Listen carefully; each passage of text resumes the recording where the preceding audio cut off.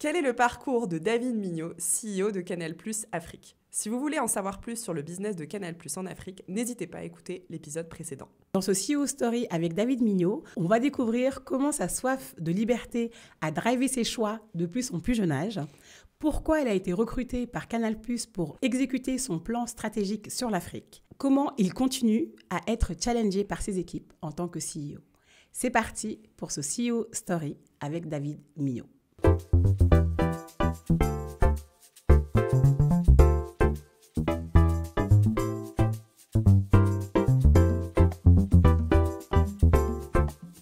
Maintenant, on va passer à toi. J'aimerais bien passer à David, que tu nous dises qui se cache derrière le CEO de Canal+ Afrique. D'abord, est-ce que tu pourrais nous dire, David, où tu es né, où tu as grandi, et nous raconter un peu tes souvenirs d'enfance? Alors moi, je suis né à Draveil, dans le 91. Okay. Yes. J'ai grandi dans l'Essonne, dans une petite ville près de Corbeil-Essonnes qui s'appelle Mency, donc qui est vraiment à la lisière entre la banlieue, et puis la banlieue avec tout ce qu'elle a de assez désagréable, franchement, et la campagne. Donc, d'un côté, j'avais les tours, et de l'autre côté, j'avais les champs.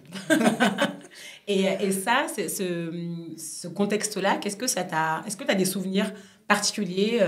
Comment était ton enfance? Comment tu étais petit? Est-ce que tu étais, je sais pas, tu peux te décrire comment tu étais Moi, on me décrivait, j'ai toujours été grand pour mon âge, donc, okay. Sans faire de jeu de mots, mais on me décrit plutôt comme ça, plutôt comme plus grand que les autres, et un peu décalé, en fait, un peu en avance. J'étais en avance scolairement, j'étais en avance... T'avais des grands frères ou des grandes sœurs? J'avais 2 petites sœurs. Ah, ok, d'accord. Voilà. Parce que souvent, donc, Non, j'étais un enfant et un ado décalé. Voilà, on peut dire ça. Donc ça a été une force pour tout un tas d'aspects, scolaires notamment, sportifs, etc. Ça a été une difficulté à l'école et au collège. C'était pas des moments faciles. Voilà, donc un gamin, moi j'ai eu une enfance heureuse dans ma petite ville de la banlieue sud, avec des parents super, avec un canevas familial super. L'école n'était pas un problème. Mais en même temps, j'avais une espèce de décalage par rapport à mes camarades, mes contemporains. Est-ce que tu te souviens de quoi tu rêvais? Comment tu te projetais plus tard, quand tu étais petit? J'avais pas de rêve, au sens je rêve de faire ceci ou de cela. Par contre, je crois que j'ai toujours eu, même assez loin, une sorte de volonté, la volonté de vivre ma vie, c'est-à-dire un degré de liberté, en fait.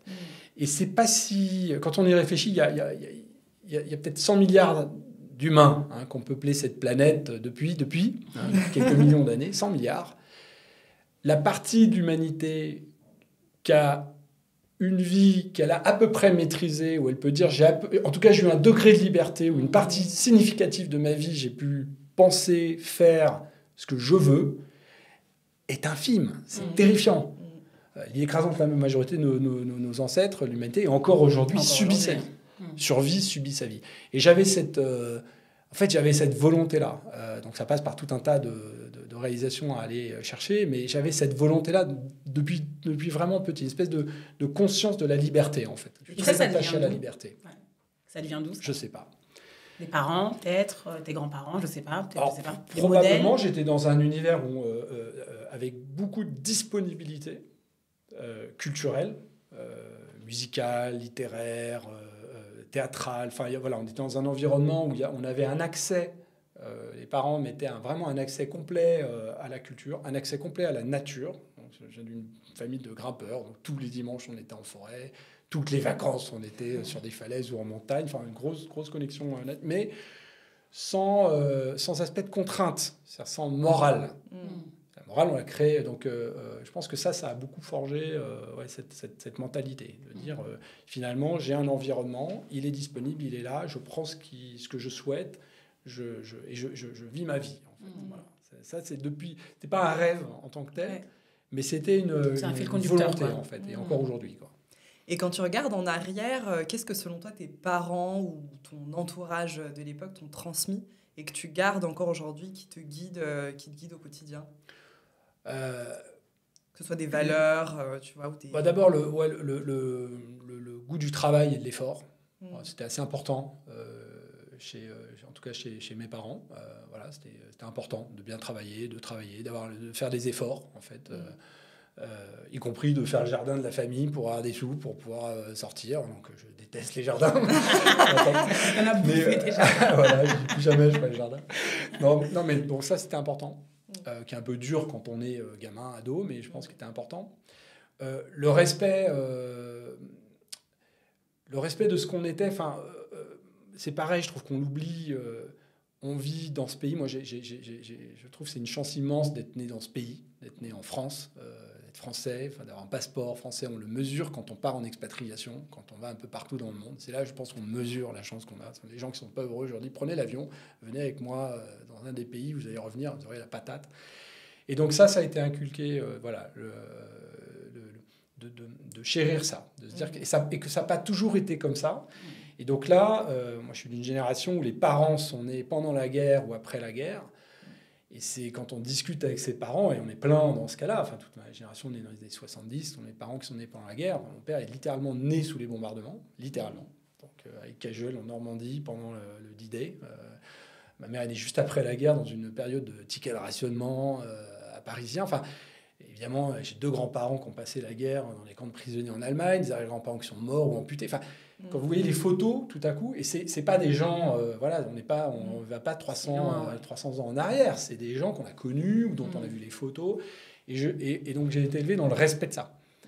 De se dire, tu as une enfance où tu as manqué de rien, relativement aisée, mais il faut respecter ça et se dire que c'est pas acquis. Voilà. C'est une deuxième valeur qui a été, je crois, très forte, qui a été transmise. Et ton intérêt pour la découverte du monde, et notamment pour le continent africain, il te vient d'où ? C'est franchement un hasard. Alors, l'avantage de grandir en banlieue et d'être dans le lycée en ZEP, c'est qu'on a très vite, moi j'ai eu très vite un contact et une adhérence culturelle avec pas mal d'Africains, beaucoup d'Africains du Nord quand j'étais jeune, plus subsahariens et du Nord quand j'étais plus proche du bac, quoi. Donc déjà, il y a une adhésion culturelle. Et ça, c'est une bonne chose. Et après, c'est plutôt le hasard, très franchement, professionnel, qui m'a amené à m'intéresser d'abord à la partie australe de l'Afrique et puis ensuite à la partie continentale. Okay. Et comment tu es tombé dans la marmite des médias ? C'est pareil, c'est un hasard. Sortant d'école puis du service militaire, sachant pas trop ce que j'avais envie de faire. Donc, je fais ce que font beaucoup de jeunes diplômés. On part dans des cabinets de conseil. Donc là, il y a des gens qui décident pour vous. Ils disent, c'est pas quoi faire, tu vas faire ça.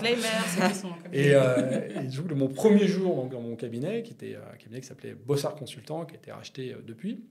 Au premier jour, on m'a dit, t'es staffé sur le lancement d'une plateforme de télévision payante qui va être le concurrent de Canal. Donc on va te les présenter aux clients demain et tu vas démarrer. Et puis ils se lancent dans quelques mois. Donc je suis arrivé sur les médias dans l'équipe de conseil qui accompagnait le lancement de TPS, donc le concurrent de Canal à l'époque. Et comme je l'ai dit, on a créé un savoir-faire. Donc on a aidé des gens à se lancer en Espagne, puis en Israël, un peu en Turquie, puis dans l'océan Indien. Et donc c'est comme ça que je suis arrivé sur une aventure médiatique dans l'océan Indien et ensuite sur l'Afrique. Donc j'ai fait essentiellement, c'est comme ça que je suis arrivé aux médias, j'ai fait essentiellement des médias et des télécoms pendant toute cette période, toute ma carrière. Et Canal+ est arrivé comment dans cette trajectoire ? Donc, je pars dans l'océan Indien. On monte le concurrent d'ailleurs de Canal dans l'océan Indien, que je dirige, que crée. Donc ça, c'était vraiment une aventure entrepreneuriale, avec quelques managers et des actionnaires locaux pendant un peu moins de 10 ans. La plateforme devait d'ailleurs fusionner avec Canal. Donc à ce moment-là, je pars pour faire des télécoms. Donc je lance une activité de téléphonie mobile dans cette zone-là. Et 4 ans après, en fait, ça coïncidait. Canal avait écrit un scénario donc de développement sur le continent africain pour sortir de la phase export pour aller dans la phase adaptation à un marché endogène. Vous avez écrit un très beau scénario. Je ne suis pas le rédacteur du scénario.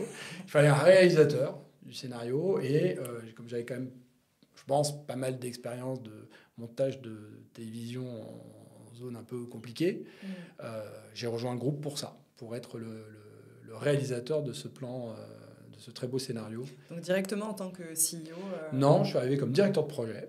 D'accord. Donc, il y avait un projet stratégique, il fallait un directeur de projet. Assez rapidement, ils m'ont confié les opérations et 1 an après, la direction générale. Voilà, ça se fait comme ça. Ok. Et C'est le projet qui m'avait amené chez Ouais. Canal. Et si tu devais résumer justement ton input dans ce projet, cette stratégie d'Africa One, hein, c'est ça, qu'est-ce que ça serait? Qu'est-ce que tu as, toi, impulsé en tant que David et qui a fait que ça marche? Moi, je pense qu'on peut dire que je suis assez tout-terrain depuis toujours, en fait. Et je pense qu'il faut être un peu tout-terrain sur ce périmètre. Il faut être aussi à l'aise dans une discussion compliquée ou pas, d'ailleurs, mais enfin une discussion de haut niveau avec des autorités gouvernementales ou réglementaires, des partenaires business, où il faut un haut niveau d'exigence, etc. Et en même temps, avec une visite sur le terrain, avec les équipes, ou dans des centres d'appel, d'adaptation, de production locale. Voilà. Je pense qu'il faut savoir faire le grand écart en fait, entre les deux. Et ça, pour tout un tas de raisons liées au cursus de carrière, je pense que je sais relativement correctement le faire. Voilà. Et comment tu décrirais ton style de leadership? Ou peut-être comment tes équipes décrivent ton style de leadership? Bah, j'espère, il faudrait leur demander. Non, il faudrait leur demander. Je pense qu'ils diraient que je sais définir un cap, très attaché à la définition d'un objectif à 5 ans, à 7 ans, enfin une ambition. Du coup, assez ambitieux sur la cible à atteindre. Je pense qu'il dirait ça. Et puis après, assez handsome, c'est-à-dire, encore une fois, capable d'être très terrain et assez exigeant parce que je connais ce métier profondément dans ses aspects techniques, technologiques, de contenu. Enfin, pour avoir géré des petits opérateurs où de toute façon on peut pas, en tant que CEO, on peut pas se reposer sur tout un tas de fonctions, tout un tas de consultants. On n'a pas l'argent pour les consultants. On est obligé de faire soi-même. Donc voilà, je sais démonter, remonter la machine. Et je pense que ça se sent et ça génère de l'intérêt et un peu de respect probablement, et puis l'envie de se dire, bon, au moins le DG sait de quoi il parle. Il peut se gourer, il peut dire des âneries, comme n'importe qui, mais enfin, globalement, il connaît son affaire. Voilà, je pense que c'est à peu près ça qu'on vous dirait. Okay. Du coup, je confirme. Merci. Je confirme. Merci. Est-ce que si tu peux nous citer 4 valeurs cardinales qui te guident, toi, et auxquelles tu te raccroches quand tu dois prendre des décisions personnelles ou professionnelles, ça serait lesquelles? Bah, la première, il faut que la décision ait du sens par rapport à ce qu'on vise, en fait. C'est pas si évident que ça. Est-ce que cette décision me rapproche éventuellement en prenant des bords, hein, mais me rapproche de mon ambition, de mon objectif, qu'il soit personnel ou professionnel. D'abord, est-ce qu'elle a du sens? Deuxièmement, et ça c'est compliqué parfois, est-ce qu'il y a une forme de courage? C'est-à-dire, est-ce que je ne prends pas une décision parce que c'est confortable de prendre cette décision? Est-ce que c'est vraiment la bonne décision? Donc, on travaille beaucoup sur cet aspect-là, et ce n'est pas si simple. La troisième élément sur la prise de décision, il faut qu'il y ait une forme d'intégrité. Est-ce que je suis capable de l'assumer? Voilà, est-ce que j'en suis fier, ou en tout cas, j'ai une forme d'assumer. Et deuxièmement, est-ce qu'il y a un alignement? Est-ce que verticalement et horizontalement, les équipes, les collaborateurs, les collègues, l'écosystème suit? Et s'il ne suit pas parce que c'est en rupture, parce que c'est difficile, pourquoi et comment j'assure l'alignement? Parce qu'il y a plein de situations où un leader prend une décision et puis ça va être un échec parce que soit ça n'a pas de sens, soit c'est une mauvaise décision parce qu'en fait c'est un mauvais compromis. Soit parce que, ok, tu as pris ta décision, mais derrière l'exécution ne se réalise pas parce que personne n'a compris et personne suit. Et puis enfin, finalement, on ne l'assume pas. Donc, c'est un peu les quatre marqueurs que j'ai en tête. Et comment tu penses que ces 4 marqueurs-là ont influencé et continuent d'influencer la culture de Canal+ Afrique? On est assez, je pense, dans un leadership assez collégial. Dans le sens où l'organe de décision et de direction de Canal+ Afrique est constitué de tous les patrons et patronnes des filiales qui sont en Afrique, il y a 16, et 4-5 cadres centraux qui sont quasiment dédiés au continent africain. Et c'est un groupe, en fait, c'est un groupe d'une vingtaine de personnes, rituellement qui se réunit toutes les semaines, 3 fois par an pendant une semaine. Enfin, on a cultivé ça, vraiment de créer ce groupe, en fait. Alors c'est nombreux, hein. Donc, prendre des décisions à 20, c'est quand même pas évident. Essayer de continuer au maximum à avoir une culture de l'échange et de la contradiction.